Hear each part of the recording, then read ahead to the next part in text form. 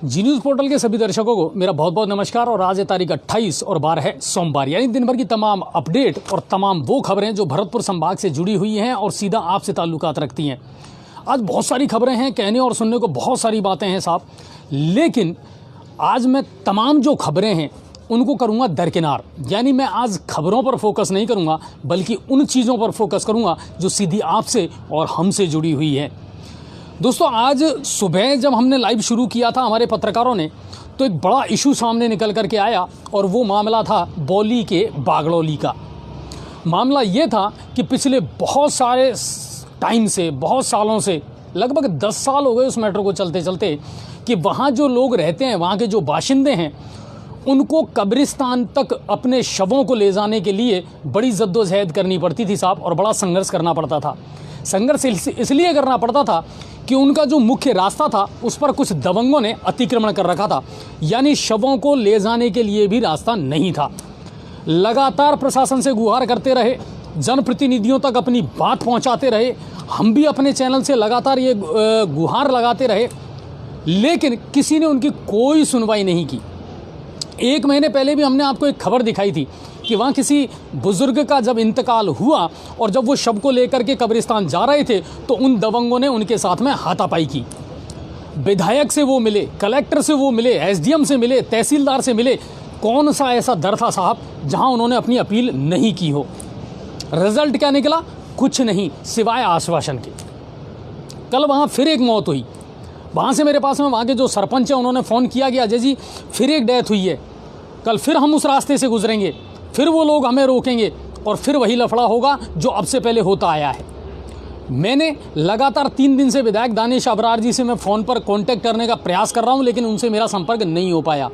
कल मैंने उनके व्हाट्सएप नंबर पर मैसेज डाला कि सर बड़ी घटना हो सकती है, वो आप ही के लोग हैं, आप ही को चुना है उन लोगों ने, तो फिर कम से कम उन लोगों को राहत दें। मुझे नहीं पता उन्होंने वो मैसेज देखा नहीं देखा या क्या था, लेकिन आज सुबह सुबह वहाँ प्रशासन पूरा अमली जामा लेकर के पहुँच गया। तहसीलदार ब्रजेश जी वहाँ पहुँचे, बौली सीआई जो है नरेश जी, उनका भी पुलिस जाब्ता वहाँ पर पहुँचा, पटवारी भी मौके पर पहुँचे। और सबसे अच्छी बात ये लगी कि 10 साल से जो मामला नासूर बन करके अटका हुआ था, आज उसका कहीं ना कहीं पटाक्षेप हो गया। लेकिन कहानी का दूसरा पहलू ऐसा था साहब, जिसने मुझे दुखी भी किया और क्षुब्ध भी किया कि आखिर ये क्यों हुआ। सबसे पहले तो मैं सलाम करना चाहूँगा हमारे बौली के जो संवाददाता हैं प्रेमराज सैनी को। वो अड़े रहे और खड़े रहे और पूरी लाइव उन्होंने दिखाई साहब, जबकि उनको दबाया गया, डराया गया और धमकाया गया। तहसीलदार साहब के द्वारा उनसे ये कहा गया कि मैं आपके खिलाफ एफआईआर दर्ज करवाऊंगा। उनकी आईडी चेक की गई और हमारे चैनल को फर्जी बताया गया। जिस चैनल पर 85,000 लोग भरोसा करते हैं ना साहब, आप उसको फर्जी नहीं बता सकते। चेहरे चमकाने के लिए और उजाले दिखाने के लिए आपको इन्हीं चैनलों की और इन्हीं पत्रकारों की ज़रूरत पड़ती है। फिर आपकी इस चीज़ को क्यों नहीं दिखाया जाता? क्यों ना दिखाएं हम? क्या किया था वहाँ प्रेमराज ने? आपसे कोई बदतमीज़ी नहीं की साहब, आपसे कोई सवाल नहीं किया उन्होंने। वहाँ जो हो रहा था और आपका प्रशासन जो कर रहा था उसको लाइव दिखाने का काम उन्होंने किया था। क्यों नहीं सुनी आपने लोगों की? 10 साल से वो लोग आपके गुहार लगा रहे थे, आपके दरवाजे पर जा रहे थे, क्यों नहीं मिला उनको रास्ता? बरसों पुराना उनका रास्ता दबंगों ने बंद कर दिया और प्रशासन आंख मूंद करके बैठा रहा, और जब मीडिया ने उसे उठाने का प्रयास किया तो आपने मीडिया को दबाने का प्रयास किया। कमाल करते हो साहब। संविधान ने हमको फ्रीडम टू स्पीच दिया है, हमें बोलने का अधिकार दिया है, कितने लोगों को दबाएंगे आप? आपने आईडी मांगी, बिल्कुल आपका हक था, आपको मांगनी चाहिए थी, आईडी थी उनके पास, फिर क्या हुआ?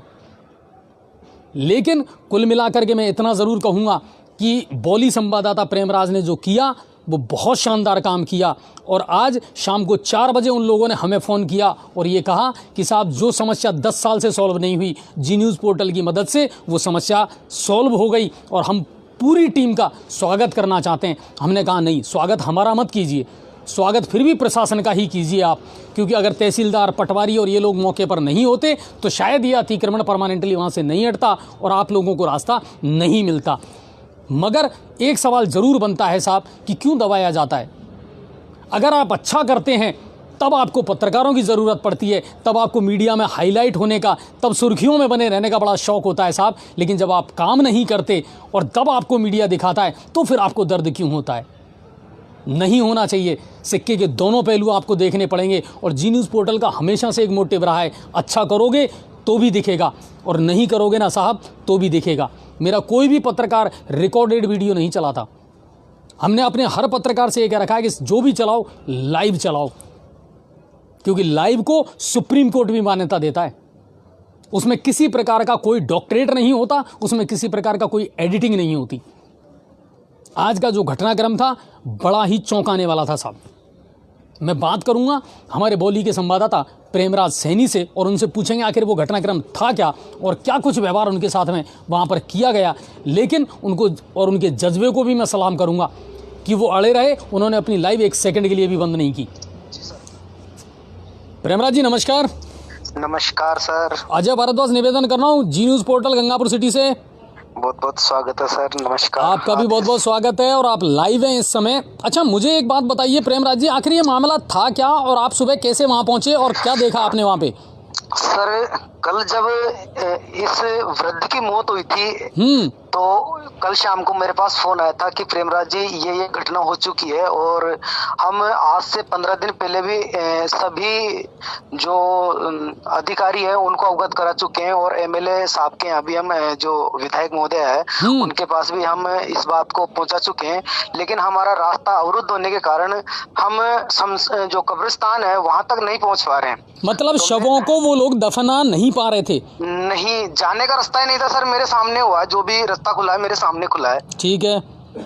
तो उसके बाद मैंने उनको कहा कि भाई अब तो शाम हो गई और मतलब आज का दिन तो ढल चुका है, आज आप इनको दफना नहीं पाएंगे और कल शायद सुबह प्रशासन पहुंचे तब तक मैं भी पहुंचूंगा। लेकिन थोड़ा ये रहा कि 10 मिनट में थोड़ा पीछे रहा प्रशासन के। किंतु जैसे ही प्रशासन पहुंचने के तुरंत बाद मैंने अपना जाके वीडियो शुरू किया तो वहां पे शुरू करते ही तहसीलदार महोदय ने मुझे रोक दिया। क्या कहा आपसे उन्होंने? ये कहा कि आप कर क्या रहे हो? मन की सर जो कल से ये लोग परेशान है और आज से 15 दिन पहले से परेशान है, उस चीज को मैं दिखाने की कोशिश कर रहा हूँ। तो यूं आप कौन से पत्रकार आ गए, कौन से चैनल वाला आ गए, जी न्यूज कहाँ से आ गया, क्या है ये? मन के सर आप बिल्कुल ये चीज जानने का अधिकारी हो, आप जानिए। तो उन्होंने कहा पहले आप इस वीडियो को बंद करो। सर मैं वीडियो बंद नहीं करूंगा। उसके बाद उन्होंने मेरा फोन वोन छीना विना करा। उसके बाद मेरा वीडियो उन्होंने डिलीट करवा दिया। अच्छा। फिर उसके बाद वहां के जो सरपंच जी हैं उनकी मैं बहुत बहुत प्रशंसा करता हूं। उन्होंने पहल की कि आप एक पत्रकार को नहीं दबा सकते। उनके कहने पर फिर उसके बाद मैंने वीडियो दोबारा शुरू किया और फिर उनकी बाइट लेकर जो सामने घटनाक्रम है वो आप पूरे दिन भर की लाइव आपने बराबर देखी। नहीं प्रेमराज जी, सबसे पहले तो मैं आपको सलाम करूंगा कि आप एक जज्बे के साथ में वहाँ अड़े रहे और खड़े रहे।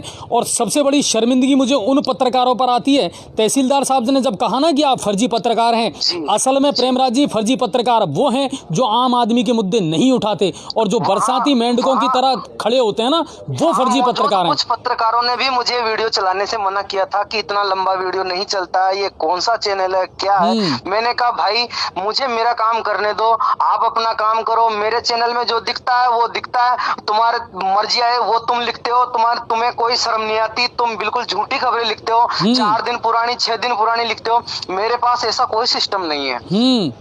उसके बाद पूरी जो आप घटनाक्रम है वो पूरा वीडियो में मैंने आपको डाला हुआ है। पूरा दुनिया ने देखा आज उसको और मैं आप सभी का शुक्रिया अदा करता हूँ। आप सबने इतना तवज्जो दिया। हालांकि मैं इस काबिल नहीं हूँ, फिर भी मैं कोशिश करता हूँ कि जो आपकी हेल्प है और जो जी न्यूज़ की जो पहल है कि लोगों को ज्यादा से ज्यादा सच और ज्यादा से ज्यादा बिल्कुल लाइव हकीकत दिखाएं, तो उसके लिए मैं अपना काम बराबर करते रहूंगा। अच्छा प्रेमराज जी, आज शाम को मेरे पास वहाँ से सरपंच साहब का भी और लोगों का फोन आया था और उन्होंने ये कहा था कि साहब प्रेमराज जी और जी न्यूज़ पोर्टल की पूरी टीम का हम स्वागत करना चाहते हैं अपने गांव में कि 10 साल से जो समस्या चली आ रही थी उसका समाधान हो गया। और मैंने उनको ये कहा कि नहीं, स्वागत के योग्य हम लोग नहीं हैं, क्योंकि कहीं ना कहीं देखिए प्रेमराज जी हम भी जानते हैं कि काम तो प्रशासन ने ही किया है जी सर, और स्वागत के योग्य प्रशासन भी है। लेकिन सबसे बड़ी चुभने वाली बात ये थी कि एक तो लोग कैमरे के सामने आकर के नहीं बोलते, अपने अधिकारों के लिए नहीं लड़ते हैं। सर ये हमारा लाइफ मतलब बहुत पीछे से माइनस पॉइंट चला रहा है और ये माइनस पॉइंट अभी बना हुआ है। वो इसका कारण ये है कि इन पत्रकारों जो पिछले जो अभी जो दैनिक भास्कर, राजस्थान पत्रिका, मैं स्पष्ट कहूंगा राजस्थान पत्रिका वाले ने मुझे आपके सामने दबाया। ऐसे ये जो पत्रकार है इनको और प्रशासन की जो मतलब दादागिरी है, मैं सीधे अपने स्पष्ट भाषा में, स्पष्ट शब्दों में कहूंगा, इनकी दादागिरी के चलते ये लोग डरते हैं कि आज तो अपन बोल देंगे, कल ये उठा के बंद कर देंगे, फिर कौन जवाबदार होगा। इस चक्कर में ये लोग बोलने से डरते हैं सर, और कुछ भी नहीं है, ऐसा कुछ भी नहीं है। लेकिन प्रेमराज जी, कहीं ना कहीं मीडिया का सबसे बड़ा काम ये भी होता है कि वो लोगों को जागरूक करे उनके अधिकारों के प्रति। लेकिन सर तंत्र पूरा भ्रष्ट है, पूरा। मैं आपको बोली की आज विशेष बात बता देता हूँ। बोली में फरियादी और वारंटी से पहुंचने से पहले आज बोली थाने में पिछले 10-15 सालों से इस पत्रकार संगठन के लोग ही पहले है ना जो दलाल बन के पहुंच रहे हैं। मैं आपको आज स्पष्ट बता रहा हूँ, ये आपको लाइव के माध्यम से बता रहा हूँ। पूरी दुनिया जानती है, पूरी बोली जानती है कि थाने में फरियादी और वारंटी से पहुंचने से पहले वहां पे दलाल पहुंच जाते हैं। आप ये बताइए, ताज्जुब की सबसे बड़ी बात है। तो वो कौन है सर? ये पत्रकार लोग हैं सर, और ये पत्रकार हमको बदनाम करते हैं। हमसे ये कहते हैं आप फर्जी हो। हम फर्जी हैं साहब, हम दिखाते हकीकत है इसलिए फर्जी है। असली हकीकत चुभती है इसलिए फर्जी है सर। बिल्कुल सही बात है। लेकिन प्रेमराज जी, मैं आपसे ये कहूंगा कि सच्चाई दिखाने में बिल्कुल गुरेज नहीं करना चाहिए, डरना नहीं चाहिए। और आज दिन भर आप मेरे संपर्क में रहे। मैंने SHO नरेश जी को भी वहां फोन किया था, उन्होंने मुझे पूरा कोऑपरेट किया है और उन्होंने कहा था कि आप बिल्कुल बेफिक्र रहें, आपके पत्रकार के साथ कोई अभद्रता नहीं होगी। जी बहुत बहुत शुक्रिया। मैं आप सभी का तहे दिल से शुक्रगुजार हूं, और आप सब इसी तरह मुझे काम करने का अवसर देते रहें सर। मैं इसी आशा के साथ। नहीं, बिल्कुल। और मैं इस बात के लिए आपका भी धन्यवाद करता हूं कि शायद आपकी जगह अगर कोई और पत्रकार होता ना तो वहाँ सरेंडर कर देता, लेकिन आप अड़े रहे, खड़े रहे और आपने अपनी लाइव बुक को बिल्कुल बंद नहीं किया। दूसरी बात कि आप लोगों ने जो किया है ना सर, उसका कम से कम श्रेय इस बात को जाता है कि आज वो लोग खुश हैं और उनकी समस्याओं का समाधान हो गया। बिल्कुल सर, शुक्रिया। जो जितना मेरे से बना उतना किया मैंने बस। चलिए, बहुत बहुत धन्यवाद। तो ये थे हमारे साथ में बौली से प्रेमराज सैनी, और मैं इनके जज्बे को सलाम करता हूं साहब कि आज इन्होंने बहुत कुछ अच्छा किया, बेहतरीन किया, और गांव के लोगों ने इनकी सराहना की। और मैं उन पत्रकारों से कहना चाहूँगा, बड़े लंबे समय से एक जद्दोजहद चल रही है साहब, फर्जी पत्रकार कौन है और असली पत्रकार कौन है। गदर फिल्म का एक डायलॉग मुझे याद आता है जिसमें सन्नी देओल ने कहा था कि कागज़ के एक टुकड़े पर अगर दस्तखत नहीं होंगे तो क्या तारा सिंह पाकिस्तान नहीं जाएगा। हमें किसी ID की ज़रूरत नहीं है साहब, ये संविधान अधिकार देता है। 85,000 फॉलोअर्स अगर किसी चैनल के हैं ना साहब, उसे फर्जी नहीं कह सकते आप। क्या चाहते हैं? कुछ ना दिखाएं हम, जो हो रहा है उसे होने दें। मोदी जी ने भी कहा था कि हमारे देश में ये सबसे बड़ी बदकिस्मती है कि हम आज भी वही कहते हैं कि जो चलता आ रहा है उसे चलने दें। क्यों चलने दें साहब? कभी तो बदलना पड़ेगा। क्यों नहीं बदलना चाहते आप लोग? आज जो किया है वहाँ प्रशासन ने किया है, मैं धन्यवाद देता हूँ प्रशासन का। लेकिन प्रशासन के उन्हीं अधिकारियों से मैं ये कहता हूँ कि साहब प्लीज़, पत्रकार का और प्रशासन का चोली और दामन का साथ होता है। आप अच्छा करते हो वो भी हम दिखाते हैं। जिस दिन ये कलम अपना काम करना छोड़ देगी ना साहब, सब कुछ खत्म हो जाएगा और सबसे पहले इस लोकतंत्र की हत्या होगी। ऐसा ना करें आप। आज गंगापुर सिटी में आप देखिए, जितने अधिकारी हैं, जितने प्रशासनिक अधिकारी हैं, जनप्रतिनिधि हैं, सबसे पहले जी न्यूज़ पोर्टल को फ़ोन करते हैं, अजय जी आइए लाइव चलाइए, या हमारे जितने भी पत्रकार हैं उनको। और हमें बड़ी खुशी होती है, हम उनकी सारी चीज़ें दिखाते हैं और वो काम करते हैं। लोगों में अवेयरनेस है। यही तो काम है मीडिया का। और हमारे जितने भी पत्रकार बंधु हैं ना, उनसे भी मैं यही कहना चाहूँगा, जो मैं मानता हूँ और मैं इस बात को स्पष्ट कहता हूँ, आपको पता है फर्जी कौन है? फर्जी वो है जो बरसाती मेंढकों की तरह अपना स्वार्थ सिद्ध करने के लिए 4 दिन के लिए पत्रकारिता करते हैं। असली पत्रकार वो है जो दिन रात बिना किसी स्वार्थ के फील्ड में खप पाता है। कोई पैसा नहीं मिलता साहब इनको।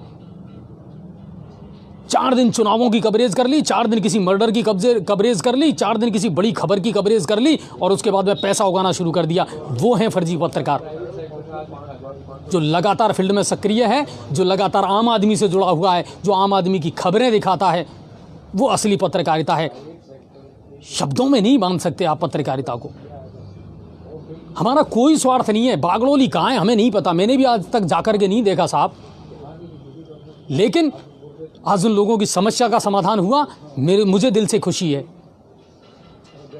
हमने लगातार जनप्रतिनिधियों से संपर्क करा है। बदलना पड़ेगा सर, ये जो दस्तूर चला आ रहा है ना, ये जो परंपरा चली आ रही है, इसको बदलना पड़ेगा कहीं ना कहीं।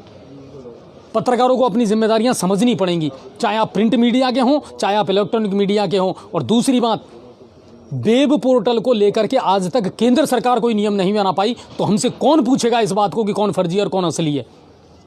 सवाल पूछना है तो जाकर के पहले केंद्र सरकार से पूछिए कि साहब जो वेब पोर्टल चल रहे हैं इनके लिए क्या नियम है। 2000, 5000, 10,000 अगर आपके सब्सक्राइबर हैं तो फिर भी मैं मान सकता हूं कि चलो ठीक है, लेकिन जिस चैनल पर 80,000 और 85,000 लोग भरोसा करते हैं साहब, उसको आप फर्जी कैसे कह सकते हैं। लोग जिनकी खबरों पर भरोसा रखते हैं उनको आप कैसे कह सकते हैं कि ये फर्जी है। इसलिए मेरा निवेदन है कि लोकतंत्र को, डेमोक्रेसी को जिंदा रखें और फ्रीडम टू स्पीच का जो अधिकार हमको संविधान ने दिया है उसे जिंदा रखें। और जी न्यूज़ पोर्टल कभी भी किसी भी खबर को पक्षपात के साथ नहीं दिखाता, जो है वो सामने नजर आएगा आपको। और मैं चाहूँगा एक बार जो बागड़ौली के सरपंच हैं उनसे भी मेरी बात करवाई जाए कि आखिर अब वो लोग कैसा महसूस कर रहे हैं और उनकी समस्या का समाधान हुआ है, कितना हुआ है, क्या कुछ वो चाह रहे हैं, तो उनसे भी हम बात करेंगे। हमारा उद्देश्य किसी को नीचा दिखाने का नहीं होता साहब, हमें तो लोगों के, आम आदमी से जुड़ना है। हमें तो आम आदमी की समस्या, देखिए पत्रकारिता का मेन काम क्या है, आम आदमी और प्रशासन के बीच में ब्रिज का काम करना, पुल का काम करना। आपने कुछ कही, हमने उन तक पहुंचा दी, बस ये हमारा काम है। अगर आप इसमें ईमानदारी नहीं बरतोगे तो मैं उन्हें फर्जी पत्रकार मानता हूं। किसी को डरा धमका करके पैसे लेना, अपनी हेकड़ाई दिखाना, अपना रौब दिखाना, ये बात नहीं चलेगी साहब। मैं उन्हें पत्रकार नहीं मानता। आप तहसीलदार ने कहा कि साहब मैं एफआईआर दर्ज करा दूंगा, किसके खिलाफ? किसके खिलाफ एफआईआर दर्ज करवा रहे हैं साहब? पत्रकार ने किया क्या था, गुनाह क्या था उसका? एफआईआर दर्ज करवानी है तो उनके खिलाफ करवाइए जिन्होंने बरसों से अतिक्रमण कर रखा था। बहुत सारे गांव ऐसे हैं साहब जिनकी ज़मीनों पर दबंगों ने कब्जा कर रखा है, कभी उनके खिलाफ कार्रवाई क्यों नहीं की जाती? सिर्फ आश्वासन मिलता है, तारीखें मिलती हैं, पीढ़ियां मर गई साहब केस लड़ते लड़ते, लोगों को इंसाफ नहीं मिलता। अगर प्रशासन चाहे, सोच ले, तो हर व्यक्ति को इंसाफ मिल सकता है, समय रहते इंसाफ मिल सकता है, लेकिन ऐसा होता नहीं है। ये अफसोस की बात है। Hello sir. गंभीर जी बोल रहे हैं? हाँ सर। गंभीर जी, अजय भारद्वाज बोल रहा हूँ जी न्यूज़ पोर्टल से, और आप लाइव हैं इस वक्त। हाँ सर। पहले तो मुझे ये बताइए, आज आपकी समस्या का समाधान हुआ या नहीं हुआ? सर हुआ है, थोड़ा बहुत तो गया, वैकल्पिक समाधान हुआ, स्थायी समाधान तो हुआ नहीं है। ठीक है, लेकिन अब कैसा महसूस कर रहे हैं आप लोग? नहीं, अच्छा महसूस है अभी तो। अच्छा, क्या कुछ रहा वहाँ का सुबह का मामला, बताएंगे आप? सुबह तहसीलदार जी आए थे और ग्रामीण भी थे, हम भी मौजूद थे, आपके बंदे भी थे वहाँ पे। हमारे प्रेमराज जी थे वहाँ, जिनके साथ अभद्रता व्यवहार किया गया था। जी ने बहुत हेल्प की, बहुत आवाज उठाई प्रेमराज जी ने। ये है। लेकिन आप लोगों को जागरूक होना पड़ेगा गंभीर सर। आप लोगों ने कैमरे के सामने आकर के कुछ नहीं बोला, और हमारे प्रेमराज जी अकेले जूझते रहे बेचारे प्रशासन से। नहीं, प्रेमराज जी के ऊपर वो गलत आरोप लगा रहे थे ना, जिस टाइम में बोला था सर कि हमने बुलवाया इनको, इनका सम्मान है, कहीं से भी आ सकते हैं, पत्रकार को सबको अधिकार है, ये मैं खुद बोला था सर। बिल्कुल बिल्कुल। तो अब आप लोग खुश हैं ना थोड़े? नहीं खुश है सर। और लाइट की समस्या में भी हमारी थोड़ा बहुत समाधान हुआ। हमारी मेन लाइन कभी कभी कम आती है और तो चल रही है अभी ठीक ठाक। बिल्कुल, और जी न्यूज़ पोर्टल आपकी समस्याओं को उठाता रहेगा सर, लेकिन आप लोगों को भी जागरूक होना बहुत जरूरी है। हाँ सर, जागरूक आपके बंदे की बहुत हेल्प की है उन्होंने। सोचा है ऐसे ही कोई फर्जी न्यूज वाला, तो हमने बोला कि इसको बुलाया गया है, न्यूज वाला है, फर्जी कोई नहीं है। ये बात है। चलिए चलिए, बहुत बहुत धन्यवाद गंभीर जी आपका, और उम्मीद करते हैं कि आगे भी आप इसी तरह साथ देते रहेंगे। ठीक है सर, धन्यवाद आपको बहुत बहुत।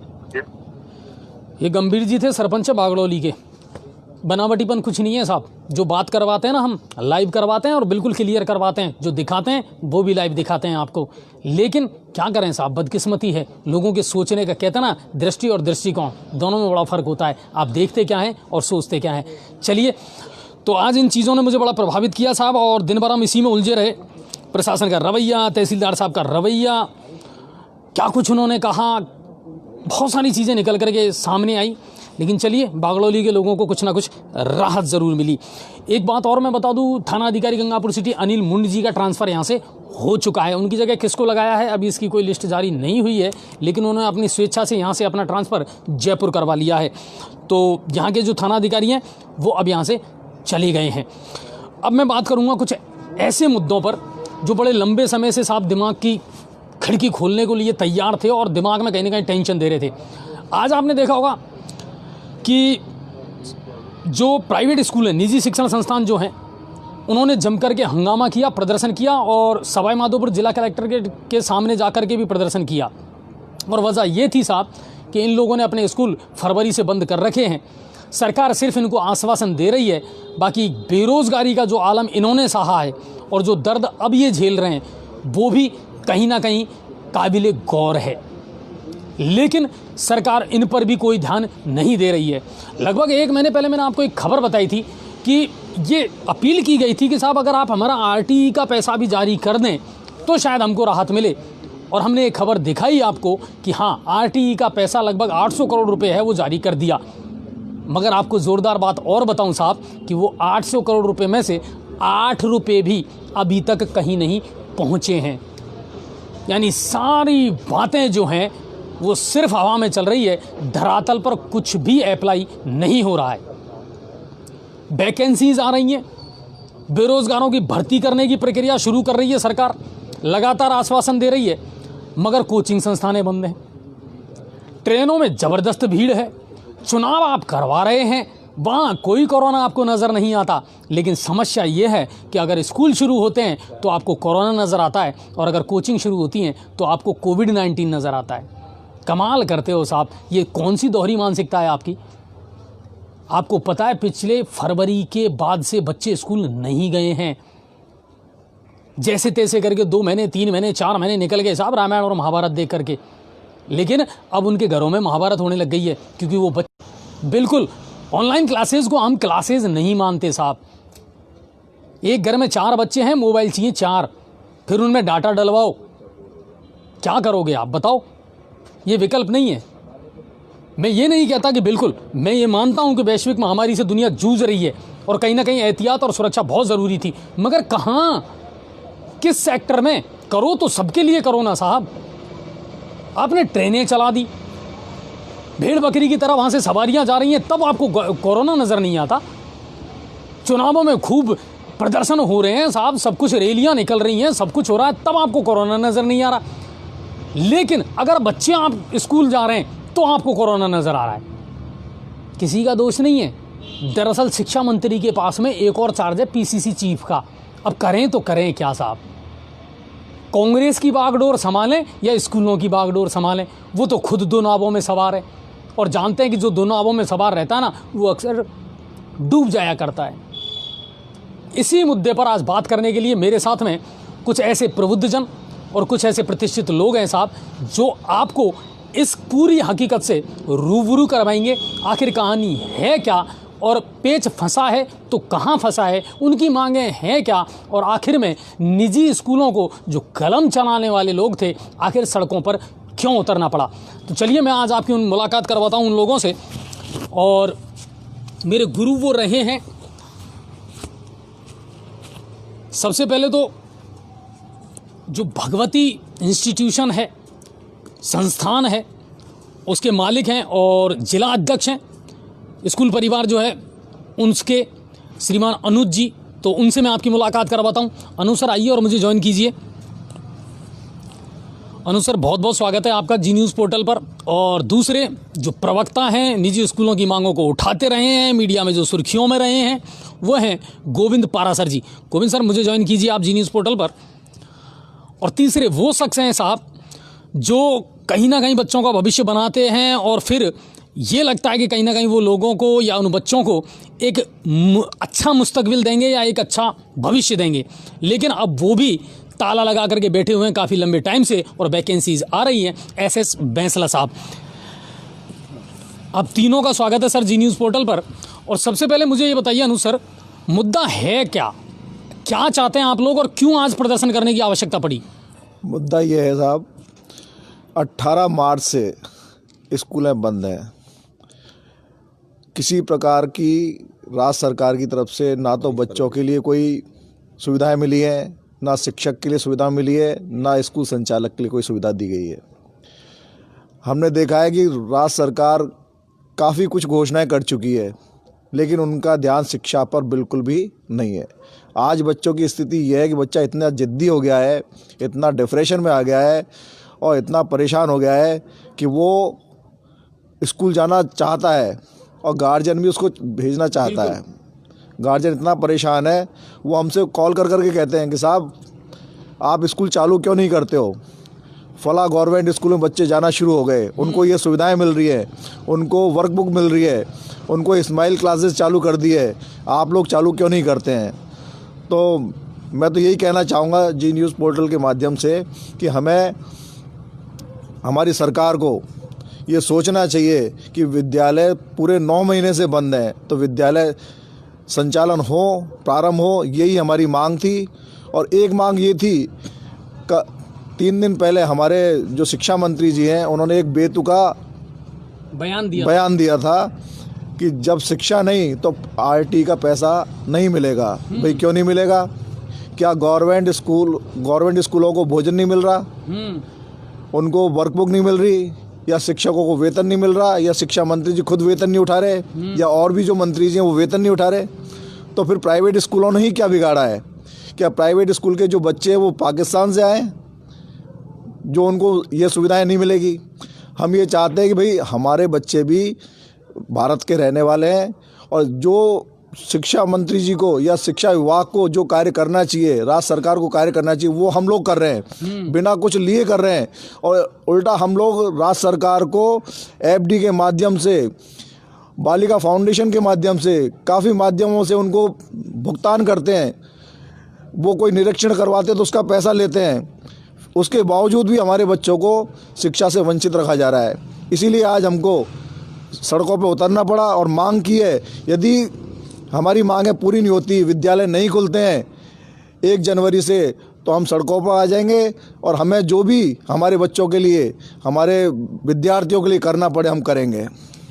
अनुज सर, ये एक बात हो गई। दूसरी बात, एक जो चीज़ निकल करके सामने आ रही है, जो वो कहते हैं ना कि गहरा दर्द, लगभग लाखों ऐसे लोग हैं जिनको रोज़गार निजी शिक्षण संस्थाओं ने दे रखा था। मार्च के बाद में वो लोग फुटपाथ पर आ गए सर, कोई पूछने वाला नहीं है उनको, और उनको ना किसी कोई पैकेज मिला, ना कोई राहत मिली। आपको क्या लगता है कितने लोग हैं जो बेरोज़गार हो गए और कितने लोग हैं जो दर दर की ठोकरें खा रहे हैं? प्राइवेट संस्थाओं से लगभग 11 लाख शिक्षक जुड़े हुए हैं, और सवाई माधोपुर डिस्ट्रिक्ट से लगभग 15-20 हज़ार शिक्षक जुड़े हुए हैं। वो आज दर दर की ठोकरें खा रहे हैं। हम भी क्या करें, स्कूल संचालक भी क्या करें? उनको 9 महीने से पेमेंट नहीं मिला बच्चों का। शिक्षा मंत्री जी के बयान जो आए हैं कि जब शिक्षा नहीं तो फीस नहीं, तो जब फीस नहीं तो फिर हम भुगतान कैसे करें? तो हमारे शिक्षकों को दर दर की ठोकरें खानी पड़ रही है। कोई बेचारा सब्जी का ठेला लगा रहा है, कोई कंट्रैक्टरी कर रहा है, कोई और धंधे ढूंढ रहा है। तो मैं हमारे माध्यम से, जी न्यूज़ के माध्यम से ये कहना चाहूँगा, राज्य सरकार को हमारे शिक्षकों का ध्यान रखना चाहिए। उनको जो भी सुविधाएं दे सकती है, एक छोटी सी, चाहे उनको नॉमिनल जो भी भुगतान कर सके या कोई पैकेज दे दे, तो हमें बड़ी प्रसन्नता होगी, हमारे शिक्षक भी प्रसन्न रहेंगे। कुल मिलाकर के ज़बरदस्त रेवड़ियाँ बांटी साहब कोरोना के टाइम पर, राशन भी मिला, घर घर तक हमने बहुत कुछ पहुँचाया। लेकिन ये कौन थे? आपने छटनी की कभी? ये लोग कौन थे जो आज फुटपाथ पर सब्जी बेचने को मजबूर हैं? ये वो लोग थे साहब जो चौक से एक इबारत लिखा करते थे, लेकिन आज वो लोग मजबूर हैं। आपने उस दर्द को क्यों नहीं पहचाना? गोविंद सर, कितने ऐसे लोग हैं जो अब इस दर्द को झेल रहे हैं, और आज आपकी मांगें क्या थी? प्रमुख रूप से क्या मांग की आपने सरकार से? हमने सरकार से मांग की है कि पहले तो विद्यालय खोले जाएं। सबसे प्रमुख मांग तो हमारी ये है। और जिस हिसाब से सरकार ये कर रही है, प्राइवेट स्कूलों को बिल्कुल बंद करने की सोच रखा है। आज 60% स्कूल बंद की कगार पे हैं। सरकारी स्कूल में सारी सुविधाएं मिल रही है और ग्रामीण क्षेत्र में तो माँ बाप हमारे पास बच्चों को भेजना ही नहीं चाह रहे हैं, क्योंकि उनको खाने को मिल रहा है, सारी सुविधा मिल रही है, किताबें मिल रही हैं और यहाँ तक कि क्लासेस भी वो चला रहे हैं।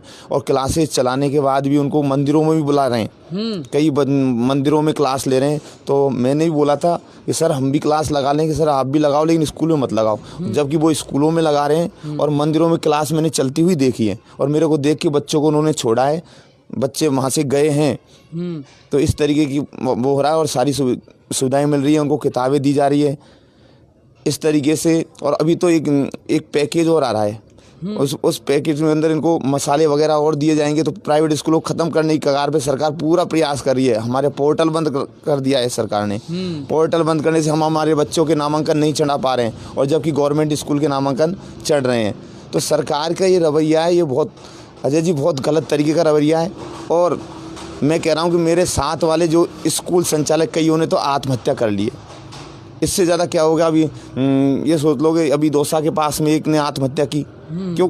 आर्थिक परेशानी इतनी ज़्यादा आ रही है जो स्कूल वाले वर्तमान, हाँ, जैसे बिजली का बिल दे रहे हैं हम, नल का बिल चुका रहे हैं और यहाँ तक कि देखो सफाई वगैरह हैं, कई एक दो टीचरों को हम पेमेंट भी दे रहे हैं ताकि स्कूल में जाके बैठें, सारी सुविधाएं उपलब्ध कराएं, माँ बाप को कोई परेशानी नहीं हो।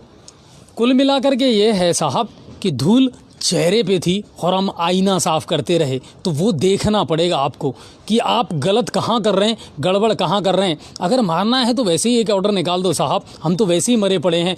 कोरोना ने बहुत कुछ छीना है, इस बात से हम इत्तेफाक रखते हैं, मगर जो छीना है ना उसे लौटाने की जिम्मेदारी भी तो आप ही को है, क्योंकि इन लोगों ने चुना भी आप ही को है साहब, और हमारे मुस्तकबिल बन करके आप बैठे हैं। बहुत सारी वैकेंसीज आने वाली हैं बैसला साहब और लगातार निकाल भी रहे हैं। बेरोजगार जो संघ है वो 4 जनवरी से अब आंदोलन की राह पकड़ रहा है। कोचिंग संस्थान बंद पड़ी हैं, क्या कुछ चल रहा है आप लोगों का? देखिए सर, एक्चुअल में 18 मार्च से जो लॉकडाउन लगा, जैसा कि सर ने बताया, और वो एक ऐसा टाइम आया था जब कुछ वैकेंसी की ऑलरेडी घोषणा हो चुकी थी और नए बैचेज बन रहे थे। स्कूल में और कोचिंग में थोड़ा डिफरेंस आ जाता है। स्कूल में साल भर का प्रोसेस रहता है, हमारी कोचिंग लाइन में मैक्सिमम 3 या 4 महीने का एक बैच होता है। आज ये स्थिति हो रही है सर कि 9 महीने से बिल्कुल कोचिंग संस्थान बंद पड़े हैं। राजस्थान पुलिस की एग्ज़ाम हो चुकी है, आज से एनटीपीसी की एग्ज़ाम स्टार्ट हो चुकी है, पटवार की एग्ज़ाम अगले महीने स्टार्ट हो जाएगी और गवर्नमेंट कोचिंग संस्थानों पर 1% ध्यान नहीं दे रही है। दूसरी बात, कोचिंग संस्थान के अंदर जो बच्चे आते हैं वो छोटे बच्चे नहीं होते, वेल एजुकेटेड मैच्योर बच्चे हैं, कॉलेज पास आउट है और कम से कम नहीं तो सीनियर पास आउट तो होते ही हैं। अगर गाइडलाइन देख करके जो सैनिटाइजेशन और जो मास्क वाली जो भी प्रोसेस होती है वो कोचिंगों के लिए लागू की जाए तो ईजीली कोचिंग वाले इसका पालन कर सकते हैं। लेकिन इस सेक्टर को बिल्कुल एक तरीके से ख़त्म कर दिया गया है।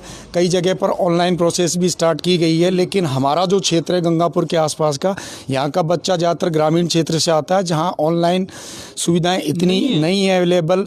फिर ऑनलाइन के अंतर्गत उन्हें डेटा भी डलवाना पड़ता है और आप जानते हो कि आर्थिक स्थिति इस टाइम कोरोना की वजह से इतनी ख़राब हो चुकी है कि फ़ोन कॉल चल रहे हैं, वही बहुत बड़ी बात है। दूसरी बात, हमारी कोचिंग सेक्टर के अंदर जितनी भी फैकल्टी जो कर रही थी, मैनेजमेंट जो सदस्य हैं, जैसा सर ने बताया कि आज स्थिति ये हो चुकी है, कोई ठेला लगा रहा है, कोई क्या कर रहा है, तो कहीं ना कहीं ये स्थिति इतनी ख़राब हो चुकी है कि अगर 1 महीने या 2 महीने बाद अगर कोचिंगों को खोलने की इजाज़त दी जाती है तो कोचिंग वालों की स्थिति ये होगी कि पहली चीज़ तो ये कि जो बैच अधूरे रह गए हैं उनकी फ़ीस रिटर्न करनी पड़ेगी, क्योंकि ऑलरेडी उनकी एग्ज़ाम हो चुकी है। अब ले देकर अगर हम बात करें तो हमारे पास केवल रीट बची है। रीट की वैकेंसी जब आएगी तब बैच चलेंगे, लेकिन जो पिछली वैकेंसी निकल चुकी है, जो बच्चे हमारे पास उस टाइम पढ़ रहे थे, अब उनको निश्चित रूप से हमें फ़ीस रिटर्न करनी है। प्लस हमारी जो बिल्डिंग्स हैं, ज़्यादातर 90% या कोचिंगें जो चल रही हैं वो किराए की बिल्डिंग है। कुछ मकान मालिक हमारे ऐसे भी थे जिन्होंने हमारा कुछ किराया माफ़ किया, पर जुलाई से लगभग हमारे किराए शुरू हो चुके हैं। तो जैसे ही कोचिंग खुलेंगी वो किराया हमें वापस करना है, एक तरीके से बच्चों की फ़ीस रिटर्न करनी है। तो इस चीज़ की तरफ गवर्नमेंट बिल्कुल भी ध्यान नहीं दे रही है और हो सकता है आने वाले टाइम में ये स्थिति हो जाए कि कोचिंग वाले, जैसा सर ने बताया कि कई सुसाइड कर चुके हैं, कई सुसाइड की कगार पे हैं, क्योंकि डोमेस्टिक जो खर्चे हैं वो तो अपनी जगह हैं, बिजली के खर्चे भी होंगे, राशन पानी भी होगी, वो खर्चा कहाँ से लाएगा। तो कहीं ना कहीं गवर्नमेंट को इन चीज़ों पर ध्यान देना चाहिए और निश्चित रूप से यदि ये चीज़ें नहीं हो रही हैं, अगर गवर्नमेंट इस चीज़ पर ध्यान नहीं दे रही है, हम मानते हैं कोरोना फैल रहा है, हमें भी ज़रूरी है, लेकिन कहीं ना कहीं भेदभावपूर्ण नीति हमें दिख रही है। दोहरी मानसिकता। बिल्कुल दोहरी मानसिकता है कि केवल एजुकेशन सेक्टर ही एक ऐसा दिख रहा है जहां कोरोना दिखाई दे रहा है गवर्नमेंट को। बाकी आप देख लीजिए, चुनावी रैलियां निकल रही हैं, खूब चुनाव कर रहे हैं, बाजार में आप देखिए इतनी ज़बरदस्त भीड़ हो रही है, वहाँ कोई गाइडलाइन का पालन नहीं हो रहा है। दुकानों पर आप जाकर देखिए भीड़ है, सब चीज़ें हैं, कपड़े पे है, जो भी कोरोना फैल रहा है, इन चीज़ों पर कोई ध्यान नहीं दे रहा है। और जैसे स्कूल की बात आती है, हर महीने डेट पर डेट, वही फिल्मों वाला हाल हो रहा है कि तारीख पे तारीख। इसका कोई एक निश्चित निष्कर्ष निकाल कर गवर्नमेंट को इस पर ध्यान देना चाहिए। और कहीं ना कहीं जैसे आज सुबह सवाई माधोपुर में भी ये मुद्दा उठाया गया था कि प्राइवेट सेक्टर के जितने भी टीचर हैं, चाहे वो स्कूल लाइन के हों चाहे कोचिंग लाइन के, उनके लिए कोई राहत की घोषणा नहीं हुई है, कोई पैकेज की घोषणा नहीं हुई है। और ये सारे वो टीचर्स हैं जो केवल और केवल जिनकी आय का स्रोत केवल और केवल ये टीचिंग लाइन है, इसके अलावा वो कोई और सोर्स नहीं है जहाँ से वो अपनी इनकम ले सकें। तो मैं ये मानता हूँ कि जल्द से जल्द सरकार को इस ओर ध्यान देना चाहिए और दोहरी मानसिकता को ख़त्म करते हुए बाकायदा आप step by step 30 student, 50 student, 100 student, ये एक स्टेप बाय स्टेप स्कूल कॉलेजों को खुलवा सकते हैं। और गाइडलाइन जो भी है, मैं ये मानता हूँ एजुकेशन सेक्टर जितना इस गाइडलाइन का पालन करवा पाएगा उतना कोई भी सेक्टर पालन नहीं करवा पाएगा। आज मैं खैर पॉलिटिकल मुद्दे पर नहीं जाना चाहूँगा, लेकिन आज किसी व्यक्ति की मृत्यु हो रही है तो वहाँ बाउंडेशन है कि आप 50 से ज़्यादा व्यक्ति नहीं कर सकते, किसी की शादी है तो वहाँ आप 100 से ज़्यादा नहीं कर सकते। लेकिन जब सरकार गिरने की बात आ रही है तो हमारे मुख्यमंत्री साहब खुद अपने मंत्रियों को 100 को एक साथ इकट्ठा करके ले जा सकते हैं, वहाँ कोई कोरोना नियम लागू नहीं हो रहा है। दूसरी कंडीशन, क्या वास्तविकता में शादियों में 100 लोग ही आ रहे हैं? किसी की मृत्यु संस्कार हो रहा है तो क्या उसमें 50 लोग आ रहे हैं? ऐसा कुछ भी नहीं हो रहा है। तो या तो इस चीज़ का दिखावा बंद करके एक तरीके से सभी को कोई ना कोई एक निश्चित मापदंड बनाकर कि स्कूल कॉलेजों में खुलवाने का कुछ ना कुछ निकालना चाहिए सोर्स, वरना निश्चित रूप से हमें भी इस क्षेत्र में आना पड़ेगा, आंदोलन की राह पकड़नी पड़ेगी और वो कहीं ना कहीं आम जनता को भी परेशानी में लाएगी और कहीं ना कहीं कोरोना महामारी जो फैल रही है उस पर भी इफेक्ट डाल सकती है। कुल मिलाकर के ये है साहब के आंकड़े भी तो आप ही दे रहे हैं। रोज मीडिया में आ रहा है कि साहब कोरोना का जो संक्रमण है वो तेजी से घट रहा है, मृत्यु दर तेजी से घट रही है, कोरोना जो है वो धीरे धीरे खत्म हो रहा है। जब सब कुछ खत्म हो रहा है तो फिर आप शुरू क्यों नहीं हो रहे? और चीज़ों में तो आप शुरू हैं साहब, तो इस सेक्टर को भी आपको शुरू करना पड़ेगा। अच्छा अनुज सर, एक चीज़ और जो निकल करके सामने आती है, ये जो फीस वाला लोचा है इसका क्या करें? अभिभावक एक जगह अड़ा हुआ है कि साहब मेरे पास में सोर्स ऑफ इनकम ही खत्म रहे इस साल तो मैं तो फीस नहीं दे सकता। प्राइवेट स्कूल कह रहे हैं कि अगर आप फीस नहीं देंगे तो मैं अपने टीचर को, अपने स्टाफ को फीस कहाँ से दूँ, तनख्वाह कहाँ से दूँ?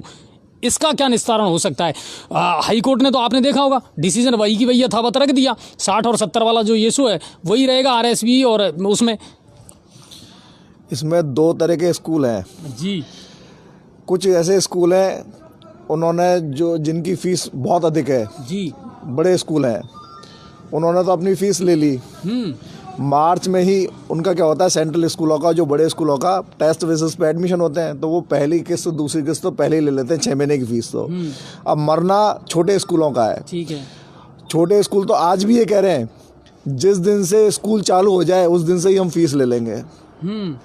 हमें ना तो कोर्ट की आवश्यकता है ना किसी सरकार की आवश्यकता है, हमें तो हमारे गार्जियन से बात करनी है और गार्जियन संतुष्ट है।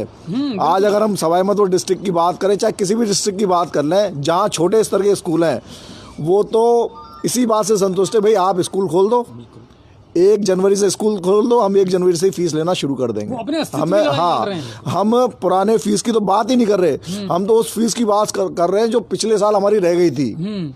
मार्च में हमारी फीस आती है एग्ज़ाम टाइम में, वो फीस हमारी अभी आई नहीं है और उसके ऊपर भी अब राज्य सरकार ने ऐसा रोड़ा अटका दिया कि साहब आप फीस ले ही नहीं सकते।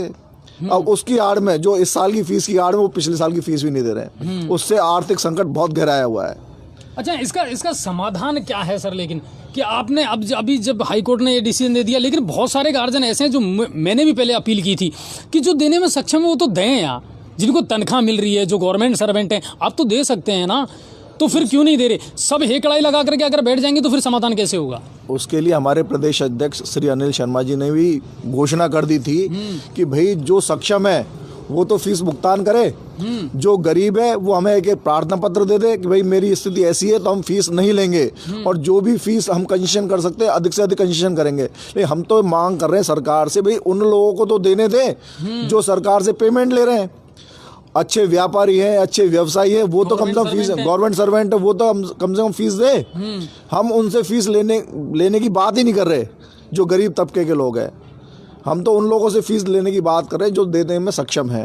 अच्छा, एक बात बताओ, मेरे सामने एक चीज़ और निकल करके सामने आई कि कुछ निजी शिक्षण संस्थान ऐसे हैं जिन्होंने अभिभावकों को के खिलाफ कानूनी कार्रवाई करने की धमकी तक देना शुरू कर दिया। आपको लगता है ये लीगल है? बिल्कुल गलत है ये। जो भी कार्रवाई हुई है सरकार ने ही स्कूलों पे की है। किसी भी स्कूल संचालक ने हमारे सामने कहीं कोई ऐसा प्रश्न नहीं आया। यदि मान लो कोई ऐसा प्रश्न आता है तो हम सरकार से खुद कहते हैं, हम एक जिला अध्यक्ष होने के नाते, कि हम जो भी कोई ऐसा स्कूल वाला है उसको हम बाध्य करेंगे, उसको समझाएंगे, वो इस तरह का कोई स्टेप नहीं लेगा। अच्छा गोविंद सर, एक बात मुझे बताइए, अब ये जो लड़ाई है ना सरकार के बीच में और निजी शिक्षण संस्थानों के बीच में, ये तो देखो कोरोना का टाइम था इसलिए शायद उभर करके सामने आई है, वरना ये लड़ाई आज की नहीं है। ये लड़ाई तो पुरानी चल रही है। बोर्ड की एग्ज़ाम आती है तो फर्नीचर निजी स्कूलों से मांगा जाता है। आपको याद होगा अच्छी तरीके से, क्योंकि मैं इस सेक्टर से जुड़ा रहा हूं, कि पहले बोर्ड की जब एग्ज़ाम होती थी तो प्राइवेट टीचरों की ड्यूटी लगाई जाती थी और वो बहुत बढ़िया तरीके से कंडक्ट करवाते थे एग्ज़ाम। उनको वहां से हटा दिया सरकार ने। कहीं ना कहीं शुरुआत तो बहुत पहले कर दी थी इन स्कूलों को ख़त्म करने की, इनका गला घोंटने की। क्या लगता है, क्या ये सही स्टेप है? आगे जा करके इनके परिणाम क्या निकलने वाले हैं? सर, ये सरकार की दोहरी नीति है। सरकार निजी सेक्टर को ख़त्म करना चाह रही है और वो इनका तरीका गलत है। मैं एक अजय जी एक बात बताता हूँ, आरटी का पैसा हमारा समय पे नहीं आता है, बिल्कुल समय पैसा नहीं आता। जबकि बोर्ड शुल्क की यदि हम एक दिन लेट हो जाए तो हमें डबल फीस देनी पड़ती है। हम ये देखिए ना, जैसे अगर मान लीजिए बोर्ड फीस हमारी 700 रुपये, तो हमको 1400 देनी पड़ेगी। अगर दूसरे दिन हम देते हैं तो डबल फीस देनी पड़ेगी। और जबकि हमारा आरटी का पैसा 2-2 साल 3-3 साल में जाके मिलता है, हमें ब्याज भी नहीं दिया जाता है। और गांव के अंदर तो अजय जी क्या बताऊं, 1000-1200 रुपये की फीस है। आप भी अच्छे तरीके से वाकिफ है। और वहाँ के संचालकों के आंखों में आंसू नहीं है जब 800 की फीस लेके जब जांच अधिकारी आता है कि सर मैं 800 रुपये साल के ले रहा हूँ, और उसमें भी वो काट छांट करके 500 रुपये लिख जाता है, 500 रुपये ले आप साल के। इस तरीके का बर्ताव हमारे साथ किया जाता है। अच्छा, कोचिंग संस्थानों को लेकर के हमेशा सरकार का जो रवैया है ना वो स्पष्ट नहीं रहा। वैसे चाहे रजिस्ट्रेशन को लेकर हो, चाहे कोई गाइडलाइन हो, या कोई उनके लिए कुछ बनाना हो, आखिर क्यों नहीं कोचिंग संस्थान इस मुद्दे को उठाती हैं कि साहब जब हम फ्यूचर तैयार करते हैं तो फिर हमारे लिए भी तो कहीं ना कहीं कोई रियायत हो या कोई गाइडलाइन हो। एक्चुअल में क्या है सर, कोचिंग संस्थान जो होते हैं, अब जैसे गंगापुर की हम यदि बात करें तो गंगापुर में जितनी भी कोचिंग संस्थान चल रहे हैं कंपटीशन लाइन के, आप ये देखिए कि इतना अच्छा स्तर है गंगापुर का, बिल्कुल, कि पटना तक का बच्चा यहाँ पढ़ रहा है। अभी जो लास्ट हमारा जो सेशन खत्म हुआ था, और ऐसा नहीं है कि केवल बच्चा पढ़ रहा है, बच्चा पढ़ने के साथ साथ सिलेक्शन भी दे रहा है। बिल्कुल। अब रही बात की कोचिंग संस्थान जो है, तो पहली चीज़ तो ये कि गवर्नमेंट ने कोई निश्चित गाइडलाइन नहीं बना रखी कि कोचिंग संस्थान जो है वो अपना रजिस्ट्रेशन कहाँ करवाएंगे। कई कोचिंग वाले, जैसे देखा जाता है, जैसे मैं उदाहरण दूंगा अनुज जी का, सर का, कि किसी टाइम भगवती स्कूल का इतना बड़ा नाम था, इतना बड़ा सेक्टर था कि उनको देख देख के बहुत सारे प्राइवेट स्कूल गंगापुर में खुले। तो वही स्थिति है कि कोचिंग सेक्टर जिस हिसाब से गंगापुर में ग्रो अप कर रहा है, तो इसको देखा देखी कई कोचिंग खुल जाते हैं। जिनको प्रॉपरली नियमों का पता है वो उसके अकॉर्डिंग सारा कार्य भी करते हैं। ऐसा नहीं कि गवर्नमेंट इस चीज़ को नहीं करती है। जो अपना टाइम टैक्स भर रहे हैं उनको गवर्नमेंट रियायत भी देती है, इसमें बाकायदा यूनिसेफ तक पैसा देता है। लेकिन उसके लिए वो ये कि सारी चीज़ें जो कागजी कार्रवाई है वो पूरा, अब उस सिस्टम के लिए कभी भी गवर्नमेंट ना तो कोई ऐसा कोई आयोजन करती कि भाई कोचिंग संस्थान है उनमें क्या क्या चीज़ें होनी चाहिए, कोई इसका मापदंड नहीं है। बच्चे जैसे भी हैं पढ़ रहे हैं, जो भी है सुविधा है या नहीं है। जैसा भी कुछ दिनों पहले यहाँ की नहीं, हिंडौन में एक तरीके से नगर परिषद ने कुछ गाइडलाइन निकाली थी। जयपुर में घटना हुई थी, अगर आपने सुना हो तो, एसी फट गए थे बेसमेंट में, तो चक्कर में हिंडौन में कई कोचिंग संस्थानों को बंद किया गया। अब उन्होंने ऐसी शर्तें लगा दी जिनका पालन होना बहुत मुश्किल है कि कोचिंग लाइन में एंट्रेंस एक सिटी से होना चाहिए और जो बाहर निकल रहा है वो दूसरे से होना। ऐसी बिल्डिंगें नहीं है तो आप कहाँ से लोगे। अग्निशमक यंत्र हैं, जब वो घटना हुई अग्निशमक यंत्रों के लिए हमारे ऊपर बहुत प्रेशर डाला हमने, सबने अग्निशमन यंत्र ला के रख दिए, कोई समस्या नहीं है, हमारा भी दायित्व बनता है कि ऐसी कोई घटना हो जाए।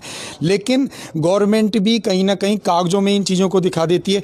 टाइम टाइम इन चीज़ों का इंस्पेक्शन हो तो कहीं ना कहीं हमारे ऊपर भी प्रेशर आता है, या निजी शिक्षण संस्थान है उन चीज़ों का गहराई से पालन करेंगे। जैसे मुद्दा भी कोरोना का ही ले लीजिए कि जगह जगह लग रहा है कि 2 गज दूरी, मास्क है जरूरी, पर वास्तविकता में उसका पालन हो रहा है नहीं। तो ये चीज़ें कि कहीं ना कहीं कानून बना दिए जाते हैं, उनका पालना जब तक आप दृढ़ता से नहीं करवाओगे तब तक ये चीज़ें प्रारूप में नहीं आ पाएंगी। अच्छा अनु सर, आप सब तीनों लोग यहाँ हैं, 2020 का जो साल है अगर देखा जाए, क्या मार्किंग करेंगे आप? 2020 के साल की समीक्षा अगर आपको करनी हो तो कैसे करेंगे?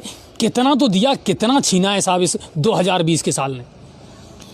2020 के साल ने छीना ही छीना है, दिया कुछ नहीं है। और मैं तो ये कहूँगा, अगर आज शिशु क्लास के बच्चे से पूछ लिया जाए ना कि तुम्हारी छुट्टियाँ कितनी आती है, तो वो कहेगा 1 साल तो पढ़ना पड़ता है और 1 साल छुट्टी आती है। सही बात है। तो ये तो एक हंसी मजाक वाली बात हो गई। हाँ नहीं बिल्कुल, तो लेकिन कुल मिलाकर के ये है कि देखिए, मेरा भी ऐसा मानना है कि लोग अब इस दौर से निकलना तो चाहते हैं, बिल्कुल। निकलना तो चाहते हैं, और वही प्रॉब्लम आ रही है कि हमारे देश में सिचुएशन के हिसाब से कानून तो बन जाते हैं, मगर उन कानूनों का जो इम्प्लीमेंटेशन है वो नहीं हो पाता कि इनफिल्ड उनको एग्जीक्यूट कर रहे हैं कि नहीं कर रहे हैं। आज ये कानून बन तो गया, मगर ये कितना दिन जिंदा रहेगा उसकी कोई गारंटी नहीं है। कुल मिलाकर के ये है कि एजुकेशन सेक्टर में बहुत कुछ बदलाव की आवश्यकता भी है, और पॉलिसियाँ जो बनती हैं ना साहब, जैसे मोदी जी ने कहा था ना कि मैंने 1100 और 1200 नियम हटा दिए जो लोगों के लिए गैर कानूनी थे। मोदी जी अगर नियम हटाने हैं तो वो हटाइए जो सीधे सीधे आदमी से और एक व्यक्ति से ताल्लुकात रखते हैं। अभी तो बहुत कुछ हटाना बाकी है साहब, क्योंकि इस देश ने बहुत कुछ बनते और बिगड़ते देखा है, और ये कोरोना जो है ना, ये बहुत कुछ सिखा करके गया है साहब, सबक ज़िंदगी के बहुत बड़े लेसन सिखा दिए साहब इसने हमको इसने मुस्कुराना भी सिखा दिया, अपने घर पे बच्चों के साथ बैठ करके, और रामायण और महाभारत देखना भी सिखा दिया। जो लोग DD1 को देखना भूल चुके थे उन्होंने TRP बढ़ा दी DD1 की। लेकिन ये ध्यान रखिए साहब कि पिछले मार्च से लेकर के और अब तक बच्चे स्कूलों के रास्ते भूल चुके हैं। स्कूलों में बच्चों की किलकारियाँ गूंजना बंद हो चुकी है, और मम्मी उनके लिए सुबह टिफ़िन तैयार करना वो भूल चुकी हैं। ये दौर लौटेगा ज़रूर, मगर इसके लिए आपको भी कहीं ना कहीं पहल करनी पड़ेगी। कुल मिलाकर के अब आज क्या लगता है आपको, आपकी मांगें पूरी होंगी या नहीं होंगी? अच्छा, एक ये RTA वाला क्या लफड़ा है? एक महीने पहले हमको ये खबर आई थी कि साहब 800 करोड़ रुपये जारी कर दिए सरकार ने। वो एक झूठी खबर है, किसी प्रकार का पैसा हम लोगों को प्राप्त नहीं हुआ है, और अगर वो मिलता है तो उससे राहत मिलेगी क्या? उससे काफ़ी राहत मिलेगी, कम से कम छोटे स्कूलों को तो बहुत राहत मिलेगी। अच्छा, हाँ, जिससे उन्होंने, जैसे किसी ने बस की किस्त नहीं चुकाई है, किसी का बिजली का बिल बकाया है, किसी का रेंट बकाया है, और जो भी आवश्यक चीज़ें हैं वो उससे पूर्ति कर सकता है। और जो आप पूछ रहे हैं ना 8 करोड़ रुपया, वो किसी के भी खाते में नहीं आया है। हम ट्रेजरी में भी जाके बात करते हैं तो ट्रेजरर ये कहते हैं कि साहब आपके हेड का नहीं आया, जो मद होता है ना RTE का मद, उसका कोई पैसा आपके हमारे पास जारी नहीं हुआ है। अगर जारी होता तो हम आपके खाते में पहुंचवाते। तो कुल मिलाकर के ये है साहब कि वही बात है, तारीख पे तारीख और तारीख पे तारीख, आश्वासन के अलावा कुछ मिलता नहीं है। और अब आश्वासनों से पेट तो नहीं भरता साहब। अब आगे की रणनीति क्या रहेगी गोविंद जी, निजी शिक्षण संस्थानों की और आपके जो स्कूल परिवार है, अब क्या करने का इरादा है आगे? सर, हमारी मांग पूरी नहीं करी तो हम आंदोलन उग्र करेंगे।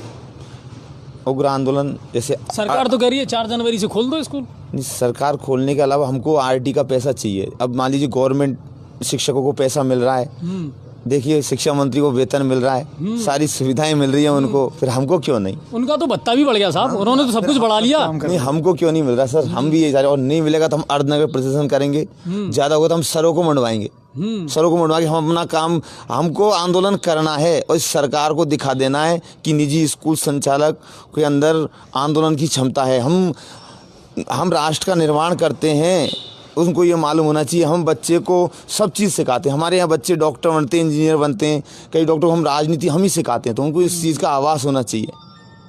अच्छा, कोचिंगों का क्या प्लान रहेगा अब आगे? क्योंकि मुझे ये लग रहा है कहीं ना कहीं बैसला साहब कि आप लोग भी कहीं ना कहीं है ना छटपटा तो रहे हैं पर अभी सड़कों पर आए नहीं। देखिए सर, स्थिति ये हो रही है, सबसे पहली चीज़ तो ये कि हम शिक्षा देते हैं बच्चों, जैसा सर ने बताया कि डॉक्टर बना रहे हैं, इंजीनियर, मतलब एक शिक्षक देश का भविष्य बनाता है। और आज स्थिति ये है कि सर हमारी कोचिंग लाइन के कुछ कोचिंग संस्थान ऐसे भी है जो चोरी छुपे चला रहे हैं। मतलब सबसे बड़ी शर्म की बात तो यही है कि शिक्षा भी हमें चोरी छिपे करनी पड़ रही है, कुछ हो रही है ऐसी स्थिति। फिर दूसरी बात है कि नियम राज्यों के लिए अलग अलग कैसे हैं। यूपी में आप जाइए, वहाँ कोचिंगें भी खुल रही हैं, वहाँ स्कूल भी खुल रहे हैं, वहाँ कोरोना नहीं जा रहा, राजस्थान में कोरोना आ रहा है। कहीं ना कहीं ये दोहरी नीति है। और इस बारे में हमारी भी यूनियन की बैठक हुई है और ये चीज़ आई है कि या तो 4, क्योंकि आप देखिए न्यूज़ जो आ रही है उनमें ये आ रहा है कि 4 जनवरी से स्कूल खोले जाएंगे, वहाँ कोचिंग शब्द का प्रयोग नहीं हो रहा है। यानी कहीं ना कहीं कोचिंगों का तो अभी वो कुछ सोच ही नहीं रहे कि कोचिंगों को कुछ करना है नहीं करना है। तो अगर ऐसी स्थिति बनती है कि कोचिंगों के लिए कोई गाइडलाइन नहीं आती है, नहीं खोली जाएगी, तो निश्चित रूप से हम आंदोलन करेंगे। और इसमें कहीं ना कहीं हमारे जो विद्यार्थी हैं, और वो बच्चे नहीं हैं, आप खूब जानते हो, बड़े बच्चे हैं, और बड़े बच्चों को संभालना यानी वानर सेना को संभालना। क्योंकि बच्चा भी सर इतना फ्रस्ट्रेट हो चुका है, हर बच्चा घर पर नहीं पढ़ सकता। हमारे बच्चे ऐसे हैं जिनको कहीं ना कहीं गाइडेंस की ज़रूरत होती है, कोचिंग की ज़रूरत होती है।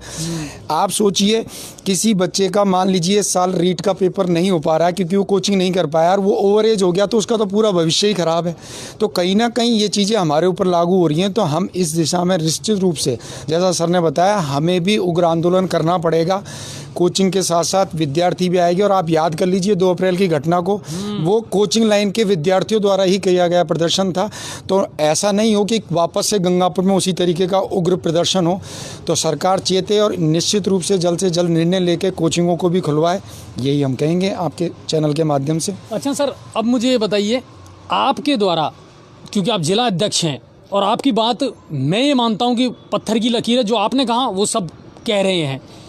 आप लोग किस तरीके से अभिभावक को क्या क्या राहत दे सकते हैं, वो मुझे बताइए स्पष्ट रूप से। अभिभावक ये सवाल पूछता है, सर मुझे कितनी फ़ीस जमा करानी है, मुझे बोर्ड की फ़ीस कितनी देनी है, फलाना स्कूल मेरे ऊपर दबाव डाल रहा है, मुझे हर रोज़ रिमाइंडर भेजा जा रहा है। तो क्या है कि हम ये राहत आपको दे रहे हैं, आप हमारा साथ दीजिए, और कहीं ना कहीं ये कॉम्बिनेशन ज़रूरी है। देखो, अभिभावक के बिना हम भी अधूरे हैं, स्कूल भी अधूरा है, और स्कूल के बिना अभिभावक भी अधूरा है। वो भी आपके मुंह की तरफ देख रहा है और आप उसकी तरफ देख रहे हैं। मतलब देखिए सिचुएशन कैसी हो रही है कि जीवन रेल की पटरी की तरह है कि आमने सामने तो हैं पर मिल नहीं सकते। तो आप क्या राहत दे रहे हैं? हम, हमारे प्रदेश अध्यक्ष जी द्वारा भी आह्वान कर दिया गया है कि जो भी गार्जियन को समस्या है, हमारी फ़ीस निर्धारित कर दी 70% या 60% जो भी है, लेकिन हम उस पर ध्यान ही नहीं दे रहे हैं। हम तो ये चाह रहे हैं भाई, जहाँ से हमारी क्लासेस चालू हो जाए, जहाँ ऑनलाइन क्लास चल रही थी वहाँ तो उनको 50% फीस देनी है ही, ठीक है। और उसमें भी यदि वो चाहेंगे कि भाई हमारी आर्थिक स्थिति कमज़ोर है, हम देने में सक्षम नहीं है, तो हम उनकी भी मदद करेंगे। जहाँ तक ऑफलाइन क्लासेस का सवाल है, वहाँ हम ये चाह रहे हैं भाई 1 जनवरी से स्कूल खुल जाते हैं, तो हम 1 जनवरी से ही क्लासेस चालू करेंगे, वहीं से फ़ीस लेना शुरू कर देंगे जब तक क्लासेस चलेंगी। चाहे वो 3 महीने चलती है, ये सेशन वैसे मई तक बढ़ा दिया तो 5 महीने क्लासेस चलेंगी, तो 5 महीने की फ़ीस से हम संतुष्ट हो जाएंगे। हमें पिछली साल का जो मैटर है, अब पिछली साल की फ़ीस तो देनी पड़ेगी, क्योंकि वो तो हम पढ़ा चुके हैं। नहीं तो लड़ाई तो वहीं की चल रही है ना। नहीं, हमारी कोई लड़ाई नहीं है, पिछले साल की फीस की कोई लड़ाई नहीं है। तो फिर सरकार जो ये कह रही है ये इस साल के लिए है, 20-21 के लिए कह रही है। पिछले साल का कोई मैटर नहीं है। पिछले साल का कोई मैटर नहीं है। पिछले साल के लिए तो हमारे शिक्षा मंत्री जी ने भी ये स्पष्ट कर दिया है कि भाई पिछला साल लगभग पूरा हो चुका था, एग्जाम चल रही थी, इसलिए पिछले साल की फीस तो आपको देनी ही पड़ेगी। उसके लिए हम शिक्षा मंत्री जी को बहुत बहुत धन्यवाद देना चाहेंगे। उन्होंने 20-21 के लिए कहा है, 20-21 में नो स्कूल नो फीस, तो हम भी माने चलो नो स्कूल नो फीस, लेकिन जब स्कूल चल रहे तब से तो दे दो। हाँ, और हम मांग यही कर रहे हैं, भाई आप स्कूल तो चालू करो। स्कूल चालू हो जाएंगे तो ना तो गार्जियन को कोई कष्ट है, गार्जियन को जब तक कष्ट है जब तक वो स्कूल नहीं भेज रहा बच्चे को, जब बच्चा जाना शुरू हो जाएगा तो गार्जियन को भी प्रॉब्लम नहीं है, फिर कोई दिक्कत ही नहीं है। और हमारा और गार्जियन का इतना अच्छा सामंजस्य है, इतने वर्षों से हम बच्चों को पढ़ा रहे हैं, गार्जियन के साथ रह रहे हैं, गार्जियन ने आज तक हमारी कोई शिकायत ही नहीं की। अगर पूरे राजस्थान में अपन देख लें तो आपको कभी ऐसा मिला नहीं होगा, मुश्किल से कोई नहीं, वो एक अपवाद, हाँ एक आध अपवाद हो सकता है, वरना अगर गार्जियन ही हमसे नाराज है तो हम किसको पढ़ाएंगे। बिल्कुल सही बात है। वो हमारे परमात्मा है, उनको हमें संतुष्ट करना है और पूरी तरह करेंगे। और मैं पूरे जिले की तरफ से सभी गार्जियंस को ये संदेश देना चाहूँगा कि आप बच्चों को इस प्राइवेट स्कूल्स में पढ़ाते हैं और आपको हम पूरी तरह संतुष्ट करेंगे, किसी तरह की परेशानी आपको नहीं होने देंगे। अच्छा बैंसला सर, ये यूनिवर्सिटी के एग्ज़ाम को लेकर के क्या कोटा यूनिवर्सिटी है या जो यूनिवर्सिटी है, इनके एग्जामों को लेकर के भी अब स्टूडेंट में भ्रम की स्थिति है साहब, कब तो फॉर्म भरा आएंगे, कब इनकी एग्जाम होगी, पढ़ाई कब करेंगे? एक्चुअल में क्या है सर, एग्जाम ही नहीं, ये गवर्नमेंट नीति क्लियर नहीं कर पा रही है। मतलब गवर्नमेंट खुद नहीं समझ पा रही है कि इस सेशन को हम किस तरीके से आगे बढ़ाएं। अब वो कंडीशन वही है कि मान लो न्यूज़ वगैरह कुछ दे रहे हैं कि भाई एग्ज़ाम होगी या नहीं होगी, क्योंकि कोर्ट कह चुका है कि एग्ज़ाम होनी है इस साल। अब वो भी एक तरीके से नाम मात्र होगी कि जैसे सर ने बताया स्कूल ही नहीं है तो या कॉलेज ही नहीं है तो बच्चा एग्ज़ाम देगा कहाँ से? तो कहीं ना कहीं असमंजस की स्थिति है। तो सबसे पहली चीज़ें तो यही है कि गवर्नमेंट को सारी नीतियाँ क्लियर करनी पड़ेंगी कि इस बार का चाहे वो कॉलेज का सेशन हो चाहे स्कूल का सेशन हो, किस तरीके से अगले सेशन में जाएगा, तभी जाकर क्लियर हो पाएगा कॉलेज का भी कि बच्चा एग्ज़ाम देगा, कब फॉर्म भराम आएंगे, कब क्या होगा, कोई क्लियर नहीं है। कुल मिला के गवर्नमेंट खुद परेशान है कि हमें कैसे आगे सेक्टर बढ़ाना है। अनुसर लगता है आपको बच्चों की ज़िंदगी, स्कूलों की ज़िंदगी वापस वैसे की वैसे लौट पाएगी? कितना वक्त लगेगा उस रिदम में आने में? वो तो अगर 1 जनवरी से स्कूल खुल जाते हैं तो नव वर्ष में हम पूरे प्रदेश को शुभकामनाएं देंगे और बच्चे वापस उसी दौर में आ जाएंगे। उनको मुश्किल से 7 दिन लगेंगे और वही किलकारियाँ गूंजेंगी और वही सब हंस खेलेंगे और बच्चे पढ़ाई करेंगे, ऐसा कोई दिक्कत नहीं है। ये मेरे हिंदुस्तान का बच्चा है साहब, और वो कहता ना कि जगजीत सिंह साहब की एक गज़ल मुझे याद आती है कि ये दौलत भी ले लो, ये शोहरत भी ले लो और भले छीन लो मुझसे मेरी जवानी, मगर मुझको लौटा दो बचपन का सावन, वो कागज़ की कश्ती, वो बारिश का पानी। ये बच्चे वापस आना चाहते हैं इन विद्यालयों में, लौटना चाहते हैं वापस उन और वही किलकारियाँ उन विद्यालयों में गूंजनी चाहिए। मुझे याद है अच्छी तरीके से जब बस भर करके जाया करती थी और पेरेंट्स छोड़ने जाया करते थे बच्चों को। ऐसा लगता है साहब ये कोरोना ने बहुत कुछ बदल दिया और बहुत कुछ छीन लिया हमसे, लेकिन उम्मीद ये करते हैं कि ये हिंदुस्तान का नौजवान है साहब और ये उठ करके खड़ा होना अच्छी तरीके से जानता है। संघर्षों की एक लंबी फहरिस्त है हमारे पास में, चाहे इतिहास उठा करके आप देख लीजिए कि हमने घुटने कभी नहीं टेके। कोरोना निकल गया, निकल जाएगा, लेकिन अब सरकारों को भी कुछ अच्छी नीयत के साथ अच्छी नीतियाँ बनानी पड़ेंगी। अगर आपकी नीयत अच्छी है तो आपकी नीतियाँ अच्छी होंगी, लेकिन उसके लिए नीयत अच्छी होना बहुत ज़रूरी है साहब। अगर आप सिर्फ कुर्सी से मोहब्बत करते हैं तो फिर आम आदमी से मोहब्बत कौन करेगा? आप लोगों ने आकर के अपना दर्द जो व्यक्त किया उसके लिए बहुत बहुत धन्यवाद, और उम्मीद मैं भी यही करता हूं साहब कि वो दिन वापस लौट करके आएँ और सब कुछ वैसा कि पहले की जैसा हो जाए, और हो भी रहा है कुछ ना कुछ, और उम्मीद करते हैं आगे भी होगा। और चोली दामन का साथ है साहब, प्राइवेट विद्यालय हों, कोचिंग हों, आप बिना प्राइवेट सेक्टर के कल्पना नहीं कर सकते हिंदुस्तान की। किसी भी सेक्टर में आप चले जाइए, आज लोग बड़ा विरोध करते हैं निजीकरण का। अरे साहब निजीकरण छोड़ दो ना साहब, जियो छोड़ दो ना, वोडाफोन और छोड़ के देखो एयरटेल, फिर पता चलेगा आपको। गंगापुर सिटी पूरा खाली हो गया है।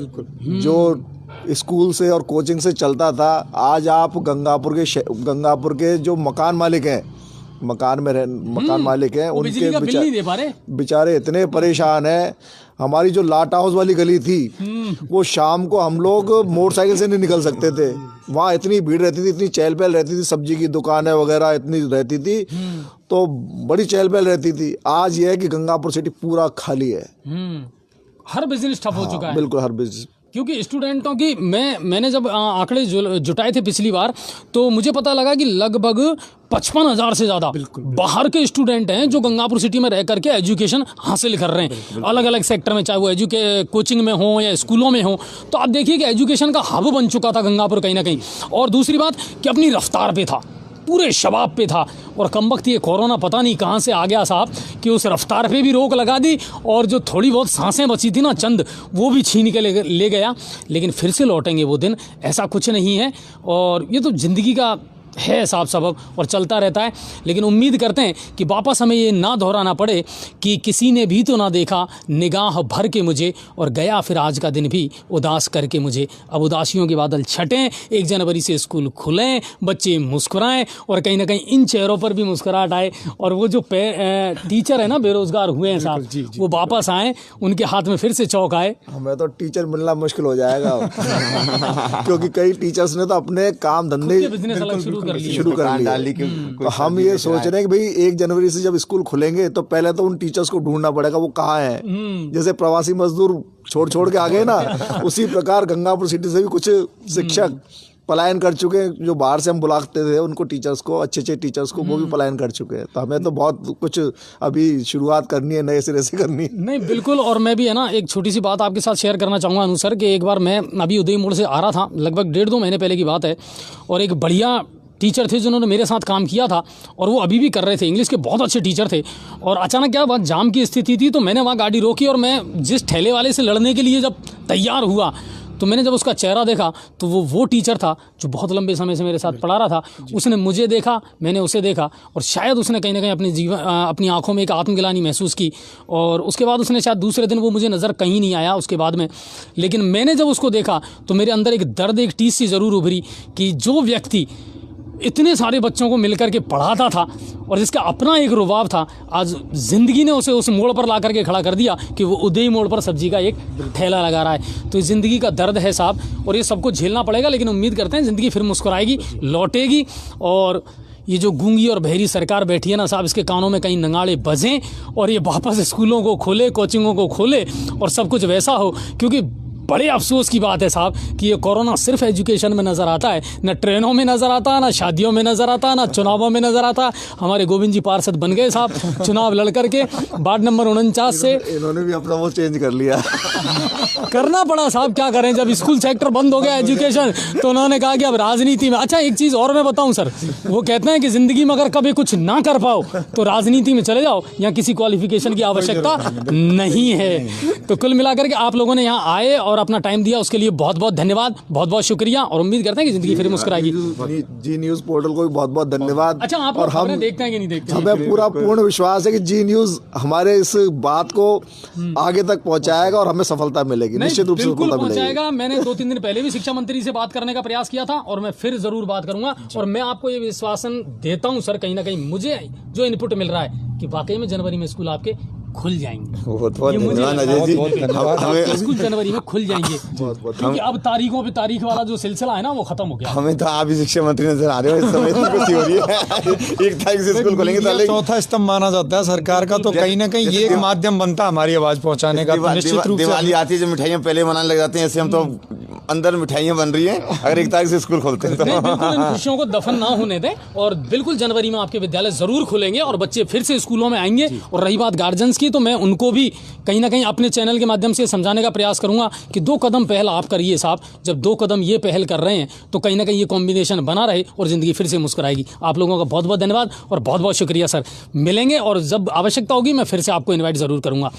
बहुत बहुत शुक्रिया। और जितने भी जी न्यूज़ पोर्टल के हमारे दर्शक हैं, तो आज का हमारे एपिसोड जो है वो आपको बहुत पसंद आया होगा और उम्मीद करते हैं कि बहुत सारी अच्छी बातें हुई हैं, खुलकर के बातें हुई हैं, और आपके दिलों के जो जज्बात हैं वो कहीं ना कहीं हमने ज़रूर खोदने का प्रयास किया है।